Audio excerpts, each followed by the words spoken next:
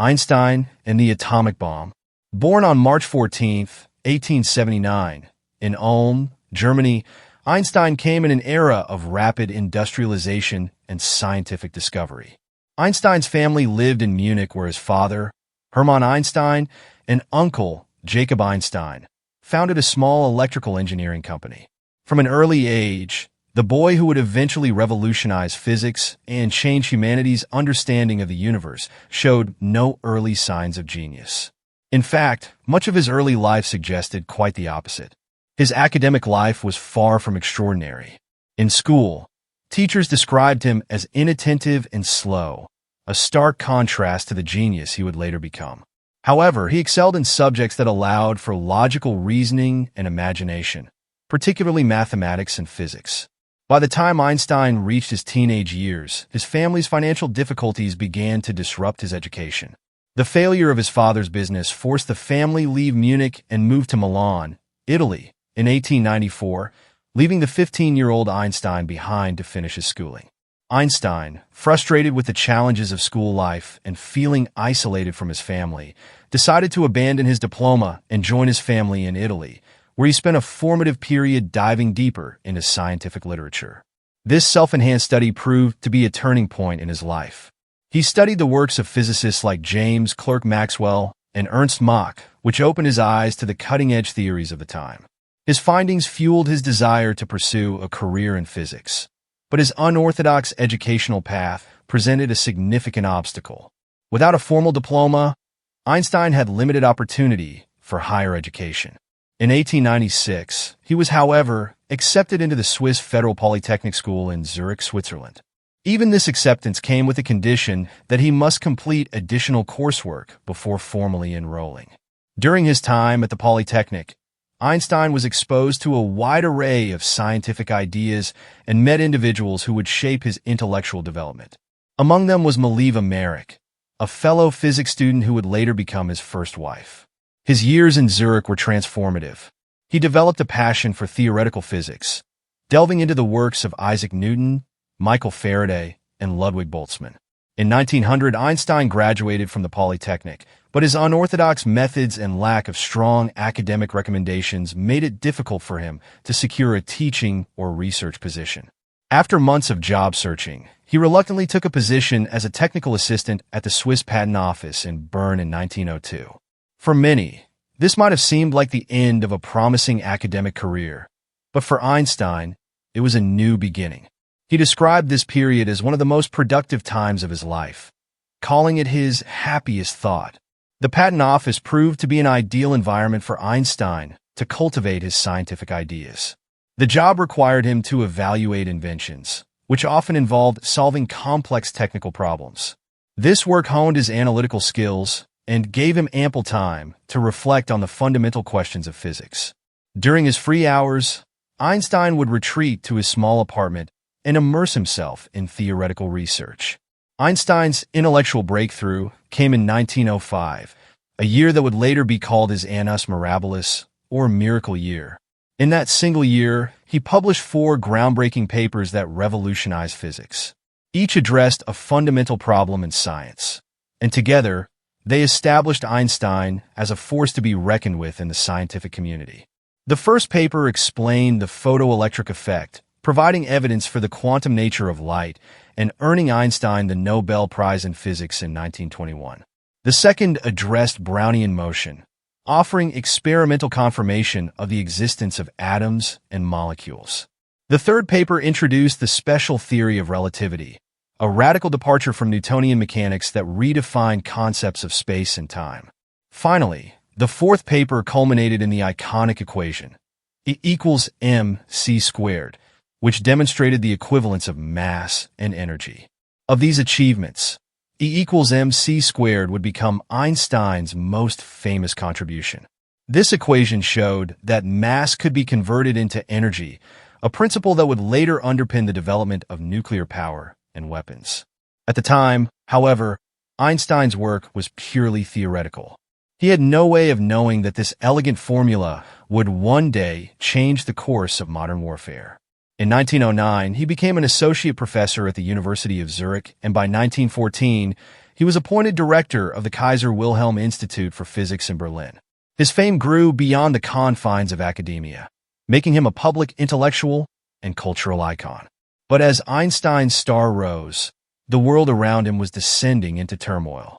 The outbreak of World War I in 1914 and the subsequent rise of nationalism in Europe deeply troubled Einstein, a pacifist and advocate for international cooperation. His opposition to the war and his Jewish heritage made him a target of anti-Semitic attacks, even as his scientific achievements were lauded worldwide.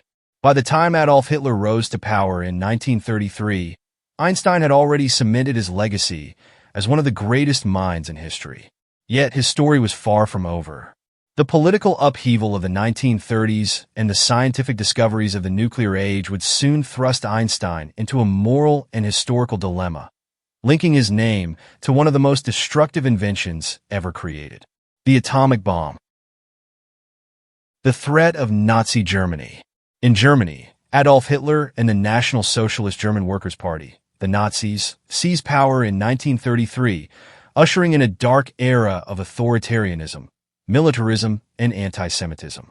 For Albert Einstein, a Jewish scientist and outspoken advocate of peace, Hitler's rise marked the beginning of an existential crisis for him. As early as the 1920s, Einstein had spoken out against militarism in Germany, drawing ire from conservative and far-right groups.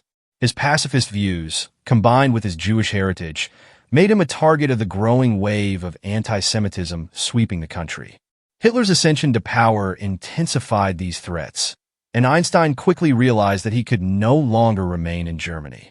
In 1933, just weeks after Hitler became chancellor, Einstein made the fateful decision to leave Germany.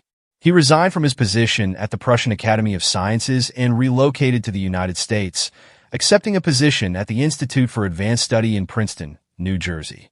While Einstein settled into his new life in America, the situation in Europe was rapidly deteriorating. Hitler's regime wasted no time consolidating power, silencing dissent, and enacting policies aimed at the persecution of Jews and other minorities. The infamous Nuremberg Laws of 1935 stripped German Jews of their citizenship and rights, laying the groundwork for the Holocaust. As Einstein watched these events unfold from afar, he became increasingly vocal in his opposition to the Nazi regime. But Germany had been a hub of advanced physics research throughout the early 20th century, home to luminaries like Max Planck, Werner Heisenberg, and Otto Hahn. So despite the exodus of many Jewish scientists, Germany retained a formidable pool of talent, and Hitler's government began investing heavily in military and scientific advancements. A turning point came in 1938 when German physicists Otto Hahn and Fritz Strassmann made a groundbreaking discovery: nuclear fission. Working in Berlin, Hahn and Strassmann found that when uranium atoms were bombarded with neutrons, their nuclei split apart, releasing enormous amounts of energy. This discovery, later explained theoretically by Lise Meitner and Otto Frisch, revealed the potential for a new and incredibly powerful weapon. The implications of nuclear fission were immediately apparent to the global scientific community. If this process could be controlled and scaled, it could lead to the development of a bomb capable of unprecedented destruction. For Einstein, this news was deeply troubling. Although he was not directly involved in experimental physics or nuclear research, his equation, E=mc², had provided the theoretical foundation for understanding the relationship between mass and energy. The idea that his work could be used to create a weapon of mass destruction weighed heavily on him. Einstein's concerns were shared by other scientists, many of whom had also fled Europe.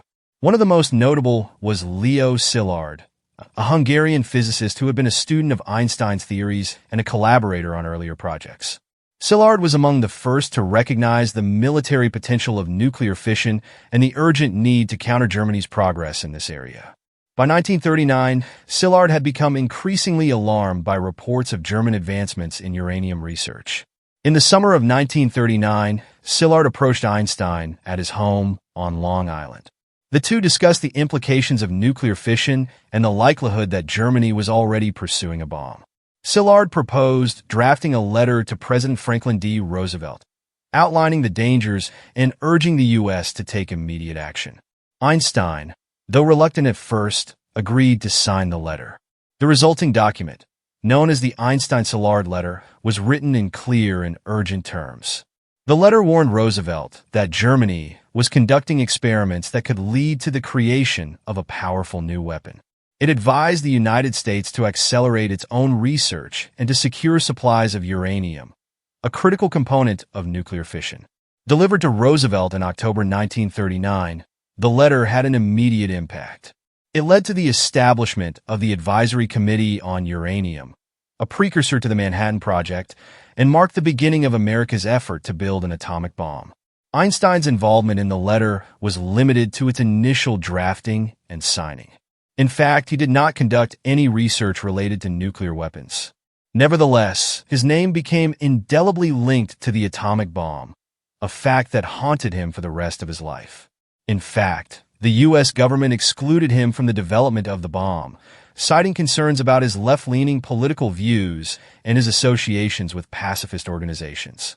Till today, the Einstein-Szilard letter is seen as a pivotal document in the history of the atomic bomb. The Manhattan Project.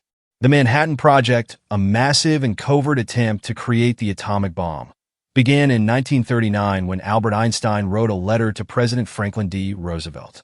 Though Einstein's direct involvement ended with the letter, the Manhattan Project became one of the most significant scientific and military endeavors in human history. It mobilized thousands of scientists, engineers, and military personnel, paving the way for the nuclear age. The outbreak of World War II in Europe provided the need for the most deadly weapon ever produced. But it wasn't until 1941, when the U.S. entered the war after the attack on Pearl Harbor, that the project gained momentum. By this time, reports indicated that Germany was pursuing nuclear research aggressively, spurring the U.S. to accelerate its efforts. In late 1941, the U.S. government reorganized its nuclear research efforts under the Office of Scientific Research and Development, OSRD, led by Vannevar Bush. Named after the Manhattan Engineer District of the U.S. Army Corps of Engineers, the project brought together the military and the scientific community in an unprecedented collaboration. The Manhattan Project had three primary goals. 1. To produce sufficient quantities of fissile material, uranium-235 and plutonium-239. 2. To design and build a weapon capable of using nuclear fission to unleash massive energy. 3. To deliver a functional bomb for use in the ongoing war. To achieve these objectives, the project established research and production facilities across the United States, including Los Alamos, New Mexico, Oak Ridge, Tennessee, and Hanford, Washington. One of the most important figures in the Manhattan Project was J. Robert Oppenheimer, a theoretical physicist who was appointed as the scientific director in 1943. He was tasked with overseeing the design and construction of the bomb at the Los Alamos Laboratory in New Mexico. This project was shrouded in secrecy from its inception.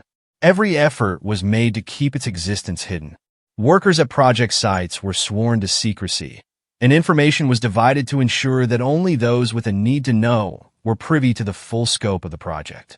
To maintain security, the U.S. government implemented strict surveillance and censorship measures. Their communication were monitored, and those involved in the project were prohibited from discussing their work, even with family members. Despite these precautions, the Manhattan Project was not immune to espionage. Soviet agents infiltrated the project, obtaining crucial information that would later accelerate the Soviet Union's development of its own atomic bomb. This revelation, uncovered after the war, marked the beginning of the nuclear arms race. By the time the project concluded in 1945, it had employed over 130,000 people and cost nearly $2 billion, equivalent to over $25 billion today. Entire towns were built to house workers and their families, including Oak Ridge and Los Alamos. These communities operated as self-contained units, complete with schools, hospitals, and recreational facilities. Einstein himself was not directly involved in the Manhattan Project, as his political views and pacifist stance made him a security risk in the eyes of the U.S. government. However, his earlier warning to Roosevelt had set the project in motion. The first test. By mid-1945, After years of relentless research and development, the Manhattan Project was ready to test its most ambitious creation, the atomic bomb, codenamed Trinity.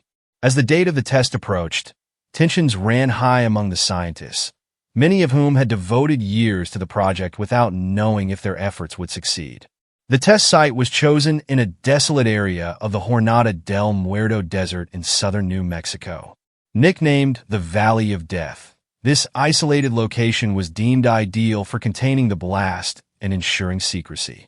A small base was constructed at the site, complete with bunkers, observation posts, and the necessary equipment to measure the explosion's effects. At precisely 5:29 a.m. on July 16, 1945, the implosion bomb detonated. The resulting explosion exceeded all expectations. A blinding flash of light illuminated the desert, visible for over 200 miles in every direction. For a moment, it seemed as though a second sun had appeared in the sky. The shockwave that followed was deafening, shattering windows in nearby towns and knocking observers off their feet. A massive mushroom cloud, rising over 7 miles into the sky, formed above the site, its fiery core radiating intense heat and energy. The desert sand beneath the bomb melted into a greenish, glass-like substance later named trinitite. The energy released by the explosion was estimated to be equivalent to 21 kilotons of TNT, far more powerful than even the most optimistic predictions. In the aftermath of the explosion, Robert Oppenheimer famously recalled a line from the Hindu scripture, "Now I am become death, the destroyer of worlds." The Trinity test was a carefully monitored scientific experiment. Dozens of instruments were deployed to measure the explosion's energy, heat, and radiation. The data collected provided critical insights into the bomb's functionality and effectiveness, paving the way for the deployment of atomic weapons later that year. News of the test was immediately relayed to President Harry S. Truman, who was attending the Potsdam Conference in Germany. Armed with the knowledge that the U.S. now possessed a working atomic bomb, Truman issued an ultimatum to Japan, demanding unconditional surrender. Hiroshima and Nagasaki. By mid-1945, the war in Europe had ended with the defeat of Nazi Germany, but the Pacific War against Japan continued. Despite significant losses and the prospect of defeat, Japan refused to surrender unconditionally. President Harry Truman, who had assumed office following Franklin Roosevelt's death in April 1945, was briefed on the capabilities of the atomic bomb shortly after the Trinity test. Faced with the prospect of a costly invasion of Japan, Truman viewed the bomb as a means to end the war quickly and decisively.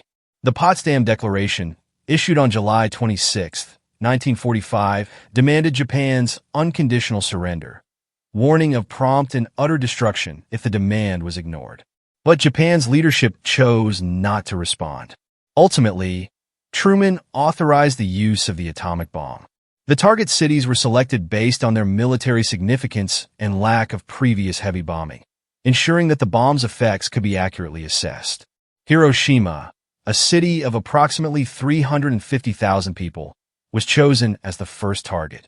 At 8:15 a.m. on August 6, 1945, a B-29 bomber named Enola Gay dropped the uranium-based atomic bomb, codenamed Little Boy, over Hiroshima.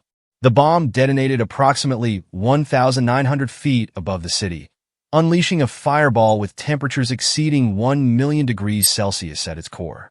The explosion released energy equivalent to 15 kilotons of TNT, instantly flattening an area of about 5 square miles.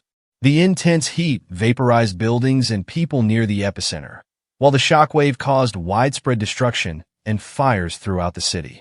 Approximately 70,000 people died instantly, with tens of thousands more succumbing to injuries and radiation exposure in the days and weeks that followed. The streets were filled with charred bodies, injured survivors covered in burns, and desperate cries for help. 3 days later, on August 9, 1945, a second atomic bomb, codenamed Fat Man, was dropped on the city of Nagasaki. Unlike Hiroshima, which was largely destroyed by the blast, Nagasaki's hilly terrain mitigated some of the bomb's effects. Nevertheless, the destruction was catastrophic. Fat Man, a plutonium-based bomb, exploded with a yield of approximately 21 kilotons of TNT. The bomb missed its intended target by about 2 miles, but it still destroyed the city's industrial and residential areas. Approximately 40,000 people were killed instantly, with total deaths rising to over 70,000 in the weeks following the bombing. The bombings of Hiroshima and Nagasaki, combined with the Soviet Union's declaration of war against Japan on August 8, 1945, forced Japan to reconsider its position. On August 15, Emperor Hirohito announced Japan's unconditional surrender in a radio address to the nation, bringing World War II to an end. By this time, Albert Einstein, who had co-signed the 1939 letter to Roosevelt that set the Manhattan Project in motion, was devastated by the bombings. While he had not been directly involved in the development of the bomb, he felt a profound sense of responsibility for the role his work and letter had played. Einstein later remarked, "Had I known that the Germans would not succeed in producing an atomic bomb, I would have never lifted a finger." His regret fueled his commitment to advocating for nuclear disarmament and international cooperation. In the years following the war, he used his platform to warn of the dangers of nuclear proliferation and to call for the peaceful use of scientific advancements. Einstein's shift to advocacy. In the years following World War II, Einstein became one of the most outspoken critics of nuclear weapons and the arms race that quickly followed. He dedicated much of his time and energy to advocating for international cooperation, disarmament, and the peaceful use of scientific knowledge. Einstein recognized that the bombings of Hiroshima and Nagasaki had ushered in a new era of global insecurity, one in which the existence of nuclear weapons posed a constant threat to humanity's survival. He also participated in public forums, wrote essays and letters, and joined organizations dedicated to peace.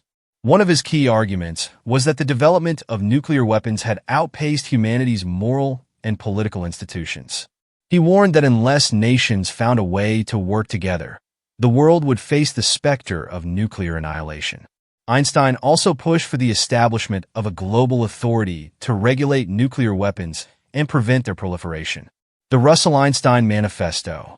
One of Einstein's most significant contributions to the anti-nuclear movement was his involvement in the creation of the Russell-Einstein Manifesto, published in 1955. This document, co-authored with philosopher Bertrand Russell and signed by several leading scientists of the time, called for an end to nuclear weapons and highlighted the catastrophic consequences of nuclear war.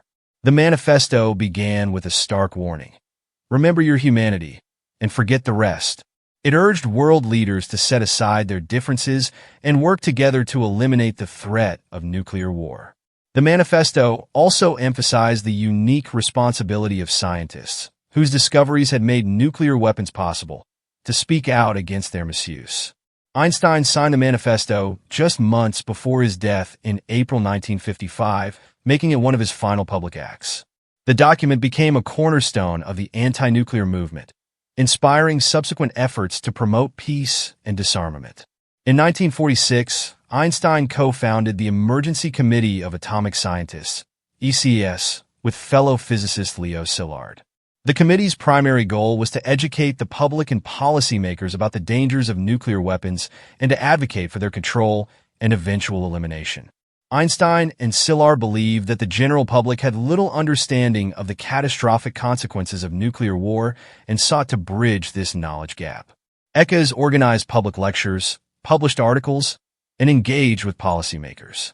Einstein's reputation as one of the most renowned scientists of his time lent significant credibility to their efforts. He used his influence to warn of the existential threat posed by the nuclear arms race, often calling for the United States and the Soviet Union to prioritize diplomacy over competition. While Einstein's contributions to physics remain his most celebrated achievements, his advocacy for ethical responsibility in science is an equally important part of his legacy. His warnings about the misuse of knowledge continue to resonate in an era defined by rapid technological advancement.